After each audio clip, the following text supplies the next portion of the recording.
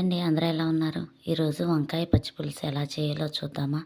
ముందుగా వంకాయని తీసుకొని శుభ్రంగా కడిగి దానికి నూనె రాసుకొని మొత్తం వంకాయ అంతా కూడా నూనె శుభ్రంగా రాయాలండి. రాసేసి దాన్ని పొయ్యి మీద పెట్టి కాల్చుకోవాలి. మొత్తం చుట్టుపక్కల అలా తిప్పుతూ పొయ్యి మీదే వంకాయని మాడనివ్వకుండా కాల్చుకొని పక్కన పెట్టుకోవాలి. ఒక గిన్నె తీసుకుని అందులో వాటర్ పోసుకొని ఈ వంకాయని అందులో పెట్టి ఉంచాలి. ఇప్పుడు 5, 6 పచ్చిమిరకాయలు తీసుకొని మళ్ళీ పొయ్యి మీద పెట్టి వీటిని కూడా కాల్చుకుంటే టేస్ట్ బాగుంటుందండి.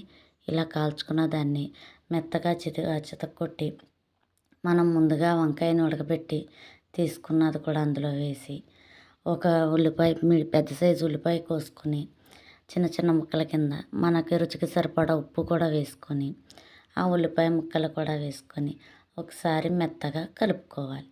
అలా మెత్తగా కలుపుకున్న దాంట్లోకి నిమ్మకాయ సైజ్ అంత చింతపండు గుజ్జుని కూడా వేసుకొని బాగా ఇలా కలిపితేనే ఉంటుందండి టేస్ట్. మిక్సీలో పడితే రాదండి. అందుకని చెప్పి ఇలా కలుపుకొని ఇప్పుడు తాలింపు రెడీ చేసుకోవాలి. ఎల్లుల్లిపాయ, జీలకర్ర, ఆవాలు, ఎండుమిర్చి, కరివేపాకు వేసుకొని ఆ తాలింపు ఎర్రగా వేగాక ఈ వంకాయ పచ్చిపులుసులోకి వేసుకుంటే అంతేనండి, వంకాయ పచ్చిపులుసు రెడీ.